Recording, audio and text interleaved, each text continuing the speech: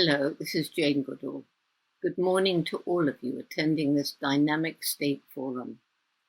I want to thank Chris West and Andy Lowe for inviting me to share a few words with you all. I only wish I was with you in person. I've spent time in the beautiful Adelaide Hills, thanks to Chris. It's where I saw and heard my first wild koalas. Let me start off by saying what a great idea it is to hold this gathering, to discuss how to secure a sustainable future for South Australia, to seek ways to enable people to live in harmony with nature, to create a kinder and wiser society. I especially send a very warm greeting to all of you Aboriginal leaders and all who are participating.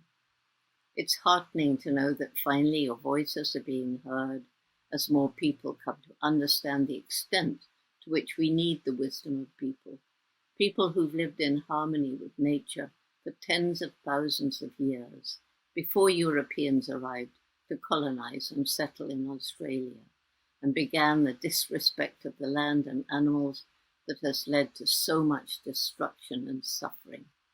And let me share with you the good news that the wisdom of Indigenous people is now being sought out also in North and South America. I'm also thrilled to welcome the Jane Goodall Roots and Shoots members who are part of this new collaboration and community of action. Today we're living through dark times environmentally. There's the absurd idea that there can be unlimited economic development on a planet with finite natural resources, which in some places are being used up faster than nature can replenish them. This unfortunate situation has come about partly through ignorance and partly through greed. The notion that short-term profit is more important than saving the environment for future generations. And so there's been reckless exploitation of the natural world, even as human populations and their livestock increase. If we carry on with business as usual, we're doomed. As a species, we've cut down forests, polluted rivers, emptied oceans, hunted and destroyed so many animals. But we have the capacity to care and love and restore and look ahead to meet our children's needs. But it's essential to take a long, clear look at what the future may hold. I'm told that 1.8 million people are living in the driest state of the driest continent.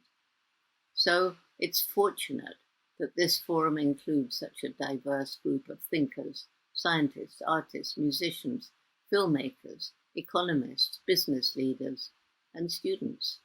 But by combining your knowledge and ingenuity, you can hopefully find ways to start healing the harm that's been inflicted and start a process of regeneration. This will inspire hope and encourage others to join the effort.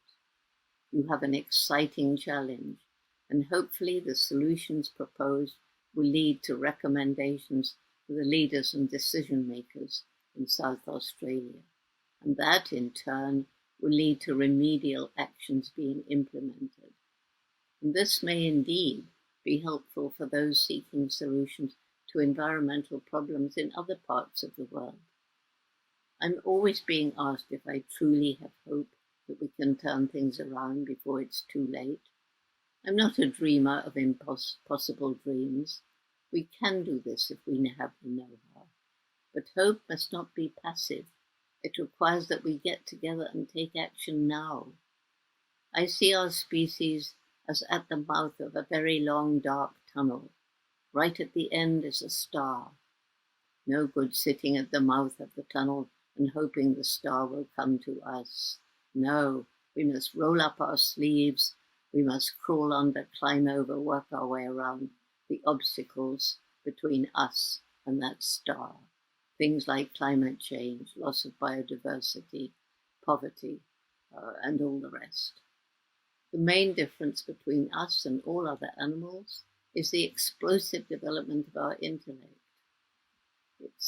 We've sent a rocket to Mars, a little robot has been taking photographs.